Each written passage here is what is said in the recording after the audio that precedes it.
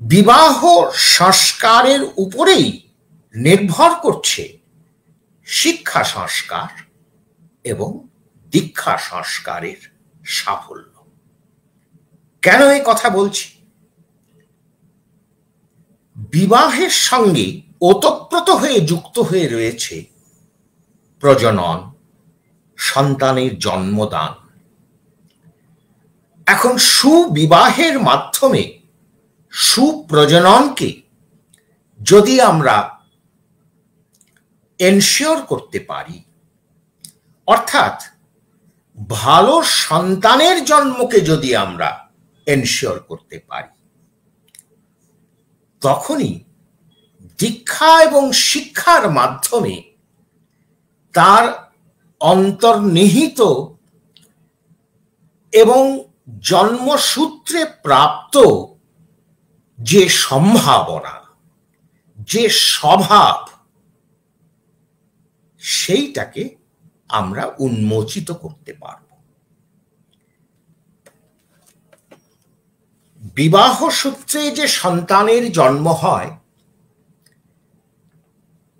সেখানে ওই জন্ম সময়েই সন্তানের মধ্যে তার সমগ্র জীবনের মানচিত্রটা আঁকা হয়ে যায় তার জৈবিক সংস্থিতির মধ্যে। অর্থাৎ তার মৌলিক চরিত্রটি কেমন হবে, তার আয়ু, মেধা, প্রকৃতি, এই সমস্ত কিছুর সম্ভাবনাটা কি, সেইটা আঁকা হয়ে যায় জন্মক্ষণেই, জন্মসূত্রে, ওই তার জৈবিক সংস্থিতির মধ্যে। এইবার শিক্ষা এবং দীক্ষার মধ্য দিয়ে আমরা সেই সম্ভাবনাকে উন্মোচিত করতে পারি মাত্র।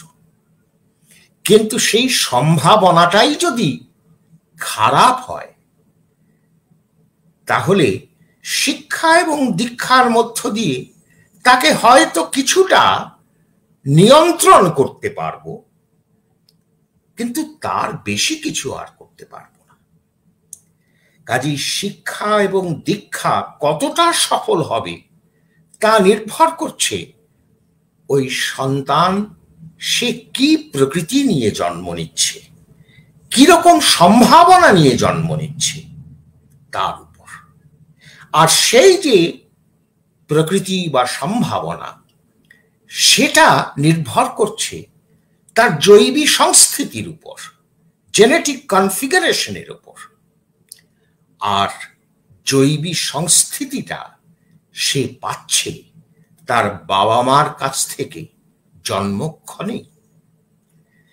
জন্মের সময় পিতার শুক্রাণু এবং মায়ের ডিম্বাণু নিষিক্ত হচ্ছে, কিন্তু এই শুক্রাণু আর ডিম্বাণুর কাজ একরকম নয়। কিন্তু শ্রী ঠাকুরের একটি বাণী আমি পাঠ করছি। শ্রেয়নিষ্ঠ পিতার অবদান সুষ্ঠু বোধতান্ত্রিক স্বভাব, অর্থাৎ সত্তানুসূত স্বতঃসিদ্ধ ভাব। আর স্বামী কেন্দ্রিক জননীর অবদান তদ অনুগ প্রকৃতি, ব্যত্যয়ে বিপর্যয়ী হয়ে থাকে প্রায়শ। তাহলে পিতাকে শ্রেয়নিষ্ঠ হতে হবে, এটা একটা কন্ডিশন। এখন শ্রেয়নিষ্ঠ পিতা, তার অবদান মানে সন্তানের জন্মে তার অবদানটা কি, তার কন্ট্রিবিউশনটা কি, অর্থাৎ শুক্রাণু কি নিয়ে আসে, কি দেয়, সেটা হচ্ছে সুষ্ঠু বোধতান্ত্রিক স্বভাব।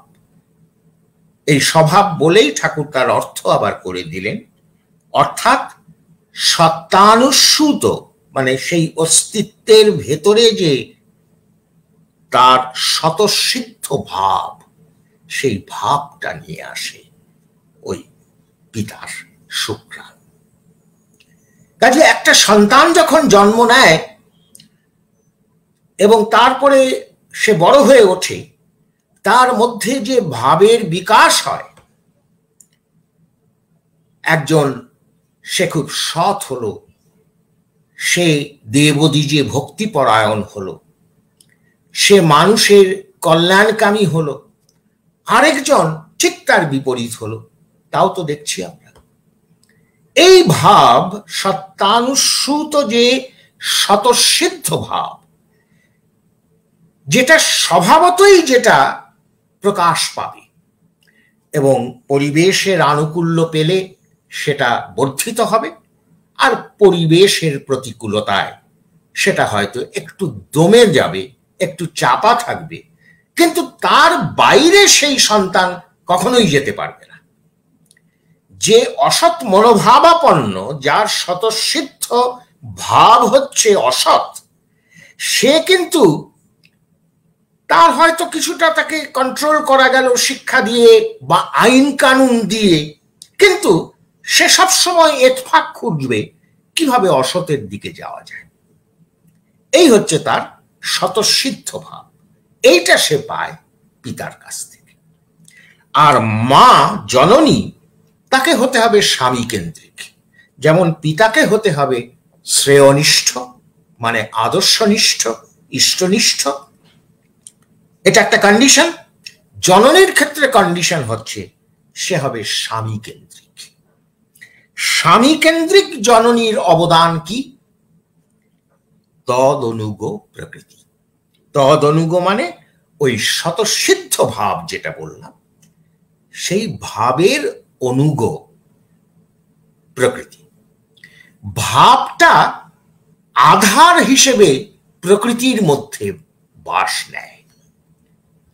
ভাবের আধার হচ্ছে আমার প্রকৃতি। এই যে আমরা বলি চরিত্র, এই চরিত্রের মধ্যে একটা ভাব বাসা বেঁধে নিয়ে আছে, কিন্তু তদনুগ চরিত্র কিন্তু আমার তৈরি হয়েছে। আমার যদি সদ্ভাব থাকে তাহলে আমার চরিত্র, আমার চলা বলা তদনুগ হবে। কাজেই ওই ভাবের আবাসস্থল হচ্ছে এই প্রকৃতি। এইটা নিয়ে আসে ডিম্বকোষ, অর্থাৎ জননীর অবদান। এই জন্য ঠাকুর বলেন যে ডিম্বকোষের কাজ অনেকটা বডি বিল্ডিং এর মতো। মানে যে ভাবটা পেল তার জন্য একটা বিল্ডিং তৈরি করে দেবে মা। মূল ভাবটা কিন্তু পিতার থেকে আসবে। তো এই যে সন্তানের জন্মে পিতা এবং মাতা উভয়ই কিন্তু কন্ট্রিবিউট করছে, একজনকে দিয়ে হবে না, কিন্তু উভয়ের কন্ট্রিবিউশন কিন্তু এক নয়। এই যে আজকাল আমরা বলি যে স্বামী স্ত্রী সমান সমান, আমরা বলি নারী পুরুষ তার সমানাধিকার, এই সমান ব্যাপারটা এটা বিজ্ঞান বিরুদ্ধ।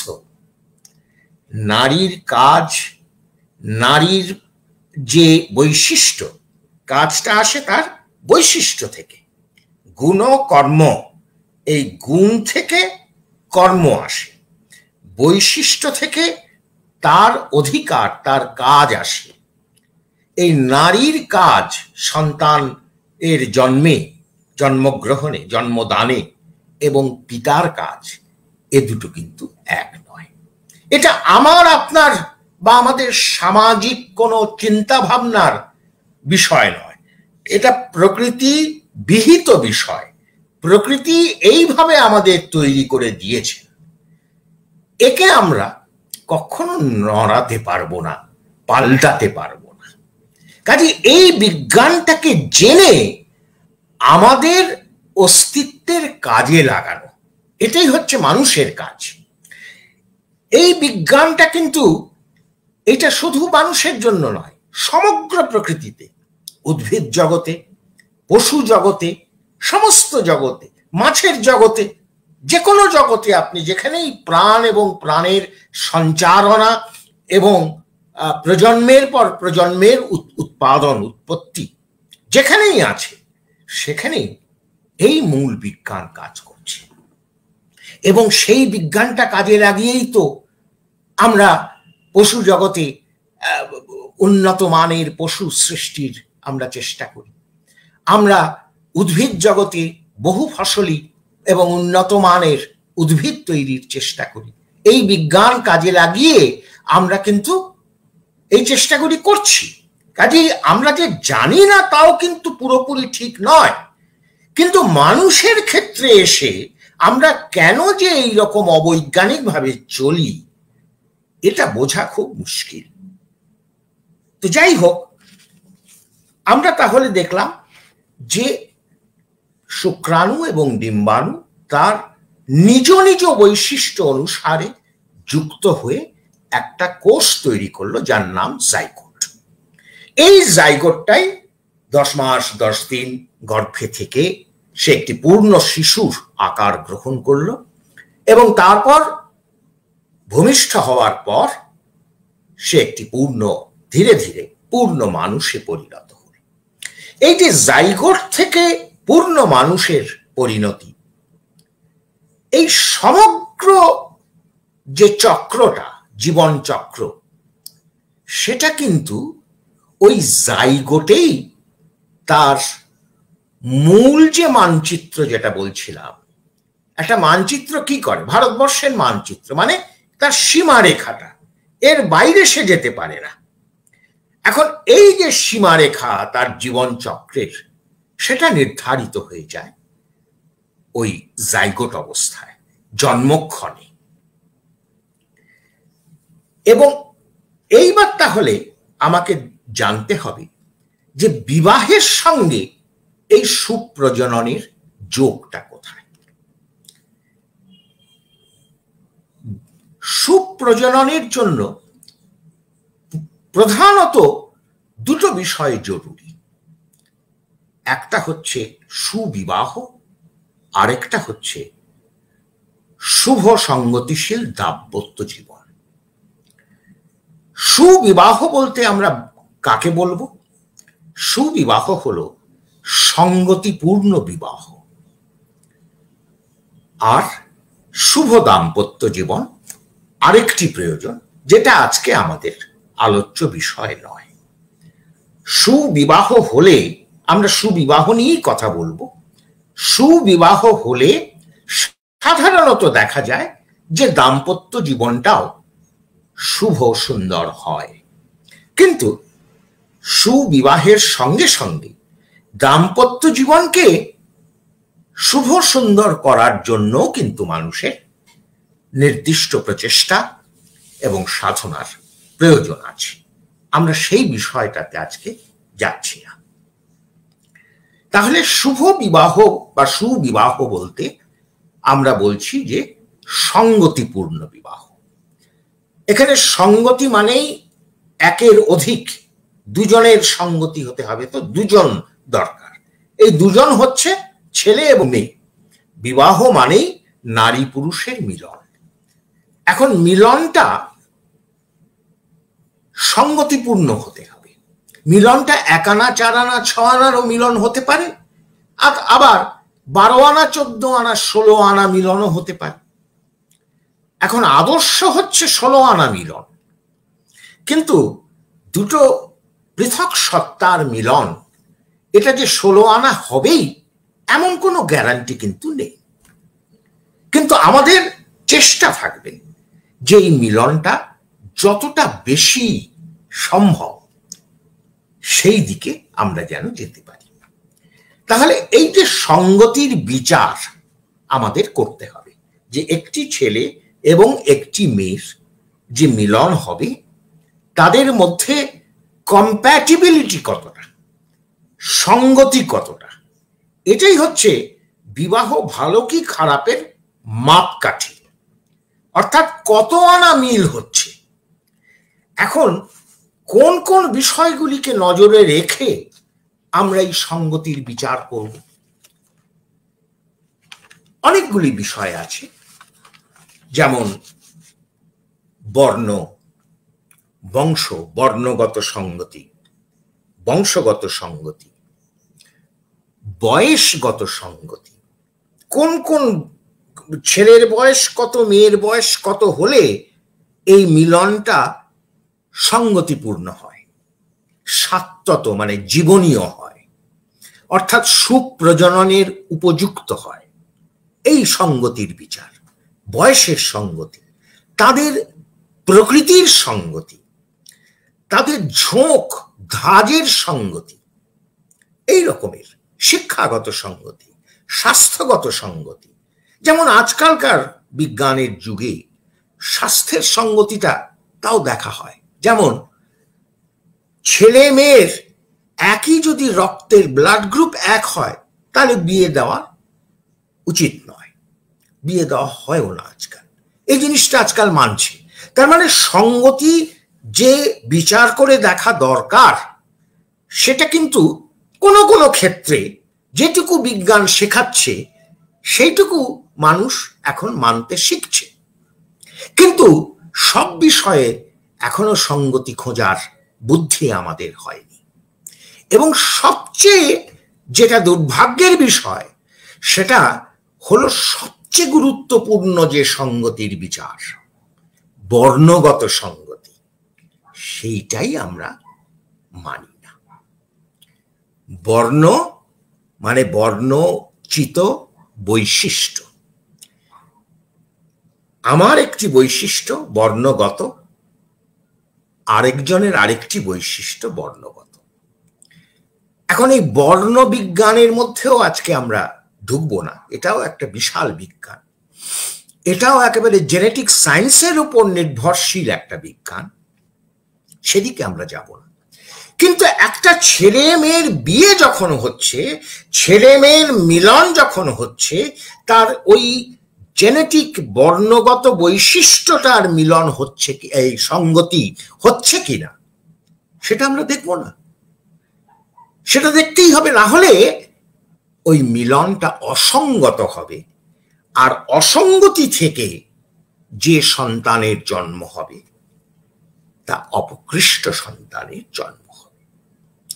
এখন এই যে বিভিন্ন বিষয়গুলি বললাম, বর্ণ, বংশ, স্বাস্থ্য ইত্যাদি, তার কোনটা আগে কোনটা পরে আমাকে বিচার করতে হবে তার একটা সুনির্দিষ্ট তালিকা শ্রী শ্রী ঠাকুর আমাদের জন্য করে দিয়ে গিয়েছে। বিয়ের ব্যাপারে প্রথমে আমাদের বর্ণগত বৈশিষ্ট্যটাই দেখতে হয়। আমি সেইটা এই অনুস্মৃতির প্রথম খণ্ড তার দ্বিতীয় যে ইয়েটা বাণী, সেটাতেই আমরা পাই এই তালিকাটা। বিয়ে ব্যাপারে সবার আগে বর্ণের হিসেব করিস, তার সাথেতেই বংশটিকে বেশ খতিয়ে দেখিস। বংশ দেখে শ্রদ্ধা হলেই স্বাস্থ্য দেখিস কেমন তার, তার সাথে তুই বাজিয়ে নিবি স্বভাব, অভ্যাস, ব্যবহার।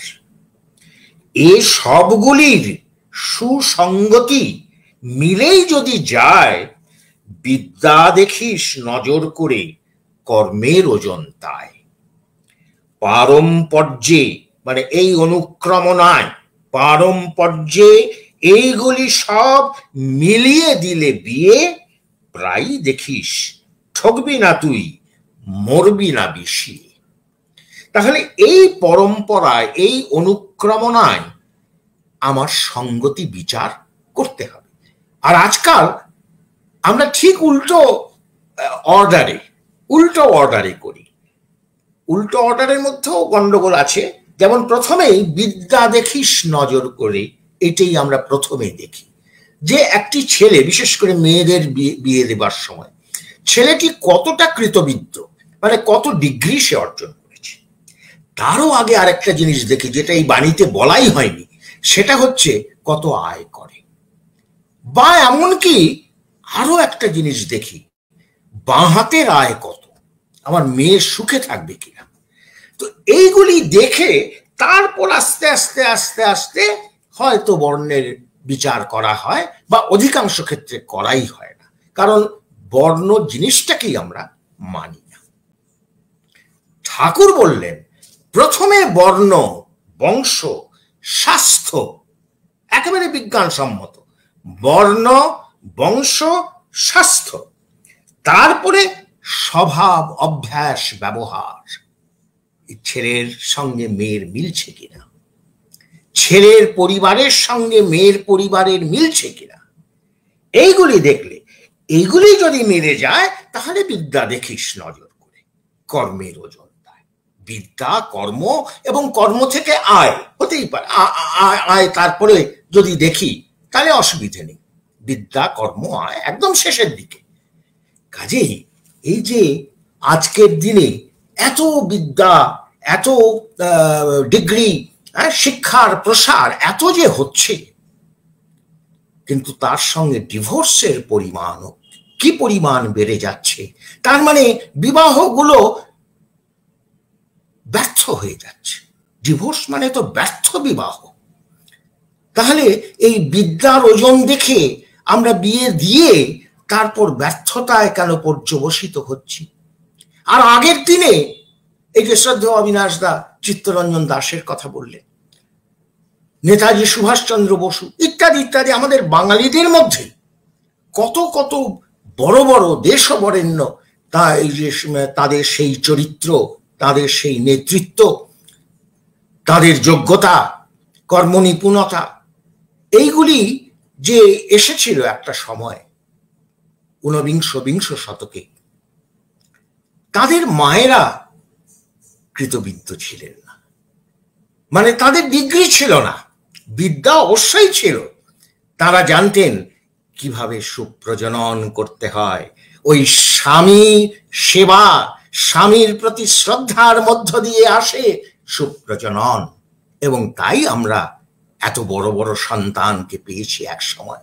আর আজকাল পাচ্ছি আমাদের ভারতবর্ষে এখন একটা খবর, বিশেষ করে আমি পশ্চিমবঙ্গের বাসিন্দা, একটা খবর খুব, মানে খবরের চ্যানেল খুললেই এই খবরই বেশি, সেটা হচ্ছে প্রতারণা। চতুর্দিকে প্রতারকে ভরে যাচ্ছে। নেতা পাচ্ছি না, শিক্ষক পাচ্ছি না, ভালো মানুষ পাচ্ছি না, পাচ্ছি প্রতারক, চতুর্দিকে প্রতারক।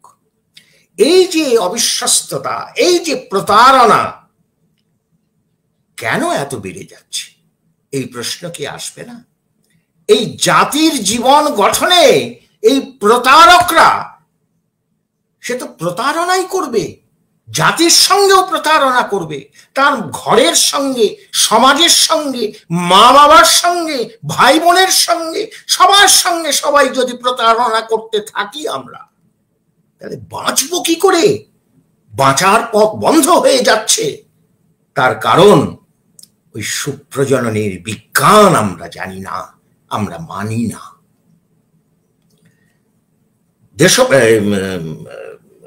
নেতাজি সুভাষচন্দ্র বোসের বাবা এবং মা, তারা ছিলেন শ্রী শ্রী ঠাকুরের দীক্ষিত ভক্ত।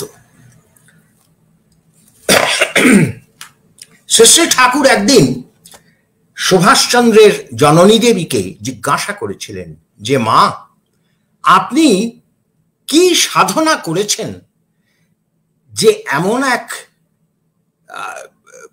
দেবদুর্লভ সন্তানের, নেতাজির জন্ম দিতে পেরেছেন? ঠাকুর ঘুরিয়ে আর কি ব্যাপারটা আমাদের সামনে তুলে ধরছেন। সুভাষ জননী বলেছিলেন, এটা লিপিবদ্ধ আছে, ইতিহাস, বলেছিলেন যে, বাবা, আমি তো সাধনা ইত্যাদি কিছু জানি না, আমি মূর্খ মেয়ে মানুষ, তবে একটা কথা বলতে পারি, আমি সারা জীবন আমার সংসার আর স্বামী সেবা নিয়েই ব্যস্ত থেকেছি। কাজেই বিএমএ পাস করে আমরা কিন্তু জাতির জীবনকে কোনো ভালো কিছু কন্ট্রিবিউট করতে পারবো না। যতটা পারবো, আমি বিএমএ পাশের বিরুদ্ধে বলছি না, ঠাকুরও নারী শিক্ষার জন্য খুব জোর দিয়েছেন, নারী শিক্ষার উপরে, কিন্তু মূল কথা হচ্ছে ওই স্বামী সেবা, স্বামী ভক্তি, সংসারের সেবা, তার মধ্যে দিয়েই কিন্তু সুপ্রজনন হয়। সেটাই হচ্ছে সুপ্রজননের রসায়ন। তো যাই হোক, এখন তাহলে আমরা দেখলাম যে বিবাহের উপরে সুপ্রজনন অনেকখানি নির্ভরশীল। এই যে সঙ্গতি বিচার, নানা বিভিন্ন বিষয়ের উপরে বিচার, তার মধ্যে সবচেয়ে গুরুত্বপূর্ণ তাহলে আমরা পেলাম বর্ণগত সঙ্গতি এবং বংশগত সঙ্গতি। এই বর্ণগত সঙ্গতির নিরিখে বিবাহ দু রকমের। আমি দ্রুত বলে যাচ্ছি, হয়তো আপনারা সবাই এটা সম্ভবত জানেন। সেটা হচ্ছে, একটা হচ্ছে সবর্ণ, একটা হচ্ছে অসবর্ণ। সবর্ণ মানে যেখানে ওই ছেলে এবং মেয়ের বর্ণ এক, আর অসবর্ণ মানে ছেলে এবং মেয়ের বর্ণ ভিন্ন। অসবর্ণ বিবাহের আবার দুটো দিক, দুটো ভাগ। একটা হচ্ছে অনুলোম, একটা প্রতিলোম। অনুলোম হচ্ছে পুরুষের বর্ণ নারীর বা মেয়ের বর্ণের থেকে উঁচু, আর এটা হচ্ছে অনুলোম। আর প্রতিলোম হচ্ছে পুরুষের বর্ণ মেয়ের বর্ণ থেকে নিচু। এখন এই প্রতিলোম বিবাহ, তার সন্তান অপকৃষ্ট হবেই কি হবে, এটাই হচ্ছে বিজ্ঞান। শ্রী শ্রী ঠাকুর বলছেন প্রতিলোমে কুপকাত, মানে কুপকাত মানে সবাই, ব্যক্তি, মানুষ, পরিবার, পরিজন, পরিবেশ, সমাজ, রাষ্ট্র, জাতি, সমস্ত কিছু সে ধ্বংস করে দেয়। এই হচ্ছে প্রতিলোমের বৈশিষ্ট্য। আর সদৃশ বিবাহ মানে সবর্ণ বিবাহ এবং অনুলোম অসবর্ণ বিবাহ, এই দুটো হচ্ছে সঙ্গতিপূর্ণ বিবাহ। যদিও দুটোর মধ্যে পার্থক্য আছে, আমরা অত বিস্তারে আমরা যাচ্ছি না। আমরা মূলত আমাদের পরিবেশকে বিবাহ কিভাবে প্রভাবিত করে, এটি আমাদের আলোচ্য বিষয়। তাহলে আমাদের সবর্ণ বিবাহ এবং অনুলোম অসবর্ণ বিবাহ, এইটাকে আমাকে এনশিওর করতে হবে। এখানে অসুবিধে হচ্ছে যে প্রকৃতিগতভাবে চারটে মূল বর্ণ বিভাগ আছে, আমরা জানি, বিপ্র, ক্ষত্রিয়, বৈশ্য, শূদ্র।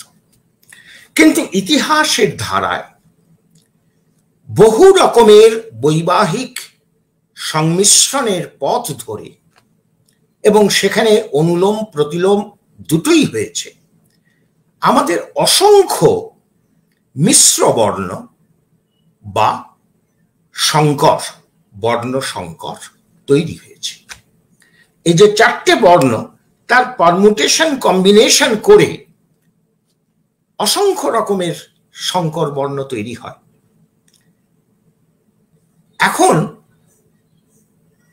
এই যে বর্ণগুলো পাল্টাতে পাল্টাতে নতুন নতুন বর্ণ বা বর্ণের থাক, হয়তো ক্ষত্রিয়ের মধ্যেই বিভিন্ন থাকের ক্ষত্রিয় হয়ে যাচ্ছে, সেখানেও ওই জৈবিক সংস্থিতিগত তাদের ইভলিউশন বা উঁচু নিচু ভাগ রয়েছে। এখন এইগুলিকে এখন আমরা চিনব কি করে? সেই কাজটা অনেকটা করে পদবী প্রথা। কিন্তু পদবী প্রথাও সবটা করতে পারে না, কারণ পদবী প্রথার মধ্যেও অনেক দুর্বলতা রয়েছে, যেগুলি নিরসন করার জন্য শ্রী শ্রী ঠাকুর কিন্তু আমাদের নির্দেশ দিয়েছেন, এবং কি করে করা সম্ভব সে কথাটাও আমাদের ধরিয়ে দেবার চেষ্টা করেছেন।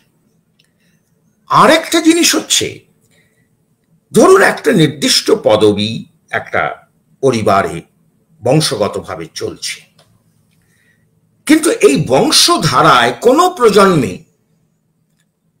তার হয়তো একটা প্রতিলোম বিবাহ হয়েছে, সেটা পদবিতে রিফ্লেক্টেড হচ্ছে না। তাহলে আমি কি করে বুঝবো যে বর্তমান প্রজন্মে ওই মানুষটির বর্ণগত অবস্থানটা কোথায়? কারণ মাঝখানে কিন্তু প্রতিলোম ঢুকে গেছে। এই জন্য ঠাকুর বলতেন যে কুলজি রক্ষা করার কথা। অন্তত 7 পুরুষের কুলজি আমাদের রক্ষা করা উচিত।